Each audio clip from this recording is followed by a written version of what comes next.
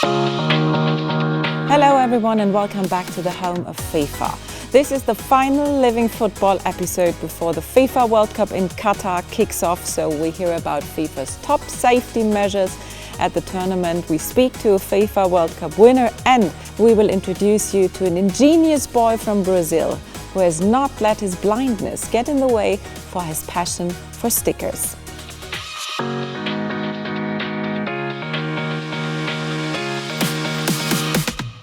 Our first guest has been with us before, and people, especially in England, will find his face very familiar, as he was Liverpool FC's head of medical services for many, many years before he joined FIFA in 2020, in the middle of the pandemic. Andy Massey, FIFA's medical director. Andy, it's great to have you back on the Living Football sofa. Firstly, how are you? I'm very well, thank you. Busy at the moment. We have our Under-17 Women's World Cup in progress at the moment. We have the Men's World Cup coming up. We're finishing off a couple of health initiatives and we're starting a couple of exciting health initiatives. So yeah, same as everybody, busy. We're counting down the days now until the FIFA World Cup kicks off in Qatar. What final preparations are being undertaken in Doha for the best possible medical care to be provided for the teams? We're very lucky with the setup in Doha and in Qatar in general, in so much as the compact nature of the country really helps with our medical strategy.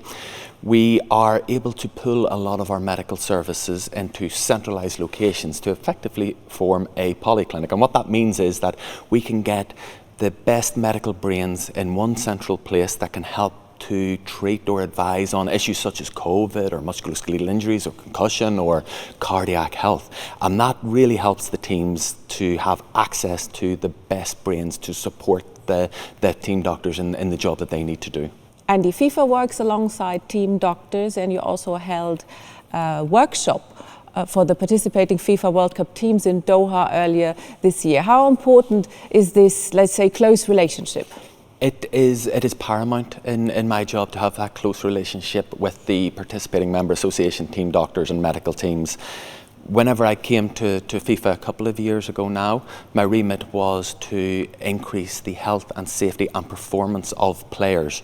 And we can really only do that whenever we understand what it is that contributes to that in the first place. The team doctors are integral in the health of the players. They are the ones that look after them the most. So my job is to find out what it is that the team doctors need in order to provide those services to the players. I have a little bit of an understanding from my background of what I would have wanted if I was a team doctor, so I can put those together, but I don't have all the answers, and having that close relationship with the team doctors then allows them to maybe suggest things that we haven't thought of, or I haven't thought of, that we can put in place that helps them to provide the best environment so that their players can flourish. Did you detect any differences between team doctors, let's say, for club teams or national teams? Yes, I've actually been lucky because I've done both myself. Exactly. So being an international team doctor, you're effectively looking after the players on a shorter period of time. The players have their routines which they will do week in, week out with the club. So an international doctor is effectively then bringing those routines into the international setup and having them individual for each of the players. Whereas as a team doctor, you're very much more about the collective and putting things in place that will help the teams a lot more with that. One of the key areas of player health is around head injuries and concussion. I know, Andy, that is a topic that is very important to you. So before we talk about it, let's take a look. Football is a competitive contact sport and concussions cannot be completely prevented. We can, however, ensure that all players involved in any FIFA World Cup are receiving the very best care should they suffer a concussion or head injury. The FIFA World Cup is the height of competition in men's football, and it is imperative that players involved are safe. FIFA have developed a new set of measures to improve the management of concussions, recognising that in the heat of high-stakes matches, enormous pressure is placed on the team doctor. These measures include an additional concussion substitute available to all teams for the first time at a FIFA World Cup. If a concussion is suspected, a player can be removed from the field for assessment and treatment without it affecting the number of substitutions the team is left with. Pitchside video replays available to all team doctors and FIFA doctors. Concussion spotters who can assist in identifying red flags for possible concussions. And a new FIFA Medical Concussion Protocol that provides guidance for the FIFA World Cup on how to assess and treat concussions and head injuries. The FIFA World Cup also features independent concussion assessments and rehabilitation services offered by experts. Because we know it can sometimes be difficult to recognise concussions during matches, FIFA have adopted a suspect and protect credo alongside team doctors. Player health and well-being are FIFA's biggest priority. No match is more important than their safety. So this is the FIFA Medical Concussion Protocol. In your words, how will it work in Qatar and what role will team doctors play? So the Concussion Protocol is a step-by-step guide for team doctors and medics, alerting them how to best treat concussive or potentially concussive injuries in football.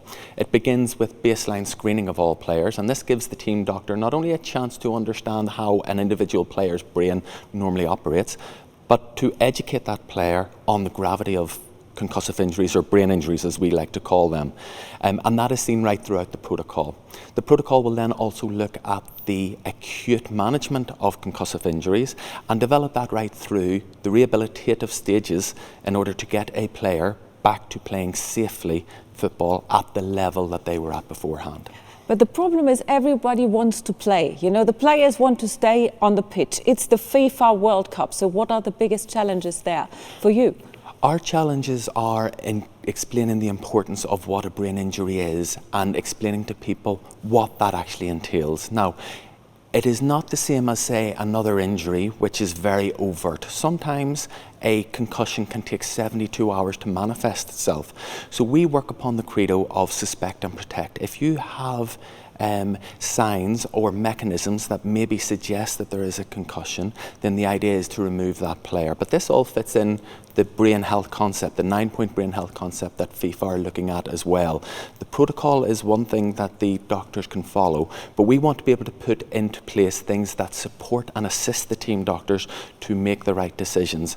And we do that through this brain health concept. And that can be done through either the video replays that we have on the pitches, the concussion spotters in the stand, the medical teams, the field of play teams that we have, the education that we've done. All team doctors will have undergone the Advanced Emergency Care course by FIFA. And we also have, new to this World Cup, an independent concussion assessment and rehabilitation service, which the teams can access at any time they want to provide help and support when making decisions around concussion. And we will see concussion substitutes for the first time at this FIFA World Cup. We will, yes. So concussion substitutes generally are there to help, again, the team doctor make the right decision. As I mentioned previously, it's not always obvious if somebody has a concussion or not. So if players play on and that concussion then manifests itself later on, that can do damage to a player's brain. What we want to do is this suspect and protect, act in the player's best interests at every stage, but not to the detriment of the team. We don't want to leave a team numerically disadvantaged or tactically disadvantaged. So if we suspect a concussion, there is a protocol in place now that that player can be replaced by another player without affecting the team.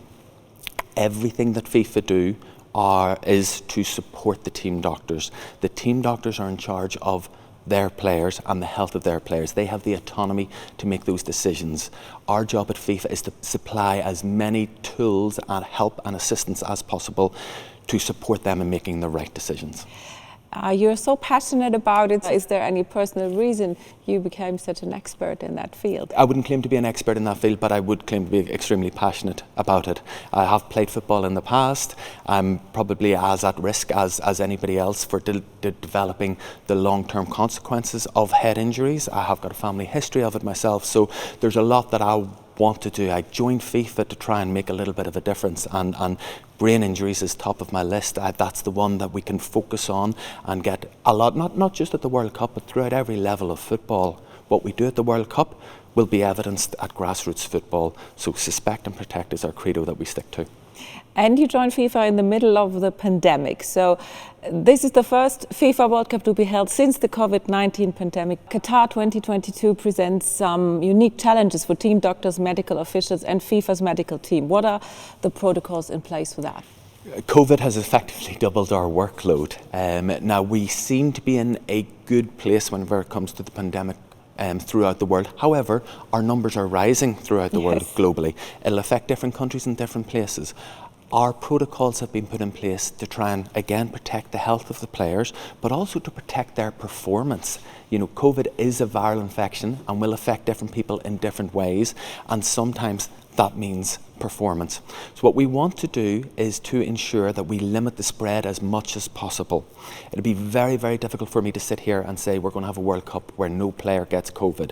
We expect there to be cases. What we want to try and do is limit that spread within the teams and within the competition itself. So we've got a testing regime that we're offering to the teams. We also have our usual hygiene and physical distancing measures that can be implemented as well. Again, it's just coming back to what can we offer the teams in order to provide as much health as possible and to try and let them flourish on the world stage, which is what they've been working for the last 4 years. So what does it mean to you now to go to your first FIFA World Cup as FIFA's medical director? To go to a World Cup, I've never been to a World Cup before. I'm Northern Irish, so our chances of qualifying are a little bit limited. I'm excited. It's the premier world sporting event. I want to go and experience it. I want to go and enjoy what I'm seeing the build-up is developing into, and I want to just see the happiness that I can bring to everyone, see the different colours that are coming to each of the stadium, and just to revel in it as much as I can. Andy Massey, thank you very much for being with us again here on the Living Sofa. It was a great pleasure. Thank you very much. As I said, this is the last Living Football episode before the FIFA World Cup kicks off in Qatar. So of course we cannot be without a FIFA World Cup winner. He made 116 caps for France and played in the 1998 FIFA World Cup final with Le Bleu, won against Brazil. Let's take a walk down memory lane with Marcel Desailly. Now the World Cup belongs to France, and it does so for the very first time. Water carrier no more. Handshakes from Sepp Blatter from Jar Avalanche. Laurent Blanc, second in line. Desailly, despite his red card.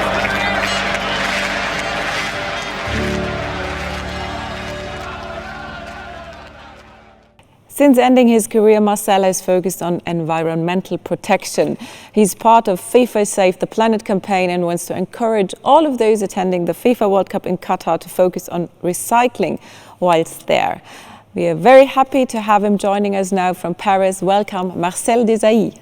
Marcel, why is it so important to raise awareness of environmental issues? So the work to be done to raise awareness into this campaign is to effectively to talk about it, to have an attention on it. We don't especially need to educate people. We want them to have an attention and a small responsibility over it. And we'll feel it over the years if everyone try and make a strong effort, I would say, towards it to make sure everyone, have his own, way of bringing something to the community, because we all have to have that civic sense that should, bring us, all together to be better. From your point of view, what makes recycling so important as one of the steps to protect our environment? We are talking about football, it's the biggest sports event in the world. So we are going to generate a lot of garbages and a lot of, things that has to be recycled. So it's one of the reasons why we want to drag the attention around it towards this competition. And eventually, now that we have been having the attention of it, afterwards we'll also behave in the way to capture that attention that will make things to change. So yes, this competition will generate, but we are going to have a special attention around it. You played for Milan, AC, Chelsea, and also in Qatar. So what is your experience of playing football in Qatar, and how do you think the FIFA World Cup is going to go? So yes, I played in Qatar 2004 to 2006, And already Qatar was having really an ambition to use football, you know, to make, you know, the world to see their culture and to bring in Middle East sports. I like the energy that they've put into it to develop infrastructure in football and infrastructure from hotels and whatever. But no, I like the energy they've put into it, and we need to have the Middle East kids to see the World Cup. We've been in Russia, we've been in America, we've been everywhere in the world. Africa has been able also to have it, so why not Middle East and Asia? So it's a great opportunity. Qatar is ready to have it, and the population is capable to absorb, they understand the football, they read football. So yes, I'm very pleased about it and looking forward for the tournament.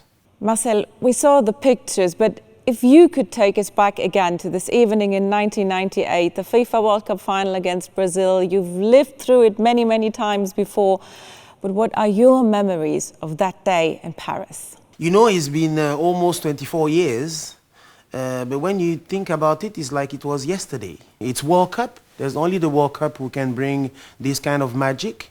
Many nations have won it since, and France again. So that's why there's an intensity into each World Cup. Everyone wants to win the World Cup and be, you know, it's historic, you know, and it stays for life, for eternity. I still have the memory of it like it was yesterday. Just crazy, just something different, you know.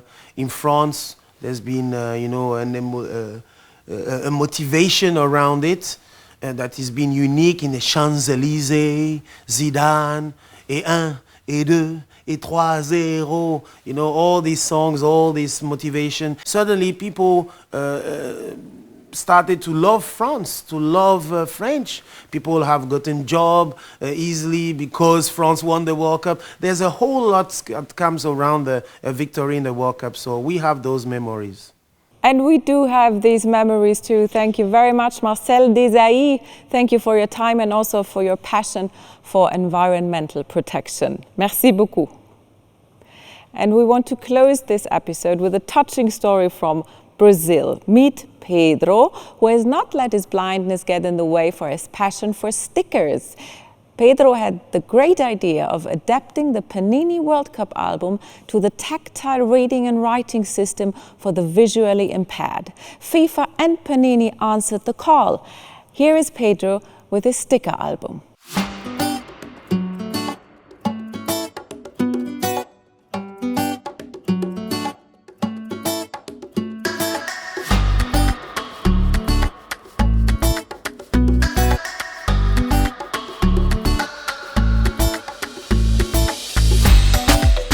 Vou mostrar meu álbum adaptado, que está encadernado, eu vou abrir aqui. Aqui é o sumário, vamos lá. 54, Mar, grupo F. A figura 1 está aqui, figura 2 aqui, 3, 4, 5, é assim que funciona. What an ingenious boy and what a heartwarming story. And we are here on the Living Football Sofa with Alessandro Villa, FIFA senior licensing partner. Alessandro, how did you come across Pedro? Well, it was a Sunday afternoon, roughly 6 weeks ago, and I get a video on my mobile. The video was shared by Paula, a friend and FIFA colleague, and I played the video. I see this amazing boy trying to replicate the FIFA World Cup sticker album and trying to adapt in a kind of Braille version. So first of all, I got amazed by his willingness really to reach a new limit, to go beyond his issue, and that's how I got to know Pedro and his story. So you are Italian, same as Panini, and fluent in Portuguese. So it was logical for you to engage with Panini headquarters in Italy and also with Panini Brazil. Please tell us about the process and also Panini's reaction when you approached them. Well, the next steps were very straightforward because both Paul and myself agreed on the fact that we had to do something as FIFA. So I asked her to get in touch with Pedro's family to understand, first of all, if there was willingness to proceed on something nice. And then I gave a call to Panini. It was really a Sunday, so we arranged... Still the same Sunday? Yeah, still the same Sunday. So, and we arranged a meeting for the following day with Panini Italy and Panini Brazil. So they were extremely receptive and open to understand what we could do for Pedro. And the two main objectives were, first of all, trying to arrange a sort of visit for Pedro and his family to Panini facilities. And I would say that this one was pretty easy because they live in Brasilia, therefore it's a very short flight from Brasilia to São Paulo. Mm-hmm. And the second one was a bit more challenging because we wanted to provide him something he could play with and enjoy the FIFA World Cup collection. Of course, at that time, we had no full visibility about the possibility in recreating a new FIFA World Cup album in a Braille format. Therefore, we said ourselves, okay, let's try to pursue information and re-engage in a week time. 4 or 5 days later, so it was not a week at all, Panini contacted me back and said, look, we think it is possible, we can do it. And they estimated around 2 weeks of work in order to translate all the 650 stickers that are part of the normal collection, of the usual collection. So this is the normal Panini sticker album? Exactly. Okay, so this is where you put the stickers inside, so this is the normal one? Exactly. And the objective was really to give Pedro full access to information. So we wanted him to of course, understand and read the name of the player, the age, the country, weight, the position on the field, everything. So we really wanted to give him a full experience. And that's why we ended up with 3 big volumes. Wow. So because in order to replicate and to bring all the information that are part of 650 stickers, we had to display them on 3 big volumes. It paid off because when Pedro visited Panini and the 3 volumes were handed over to him, and you could see his face changing because he realizes he has access to information that he never had before. So I would say that was mission accomplished. Alessandro, please tell us, how does it work? So if I have a sticker here, what information is now on the sticker? On the sticker, for now, there is only the number. You can feel it here, yes? Yeah. So the number of the sticker is shown, is displayed on the sticker itself. So Pedro has the possibility to use the conventional album and stick it in the right place. For the time being, the 3 volumes are only used to provide information. Okay, so all the information that he cannot read on the stickers are reported in the 3 volumes. Alessandro, are these Braille sticker albums now, let's say, an option going forward, maybe also worldwide? Absolutely, absolutely. And on this one, we have to pay credit to Pedro's family, because since the beginning, the objective was not to create a direct benefit to Pedro, but actually to create a benefit for the wider community. So we are already in discussion with Panini in order to create a more compact version for the near future and make it available to the public. Alessandro, mille grazie for being with us, bringing us this wonderful story, and grazie for your commitment to this wonderful cause. This is FIFA uniting the football family all over the world. Now we are looking forward to the FIFA World Cup Qatar 2022. We wish you all a great time. Until then, all the best, stay healthy, and bye-bye.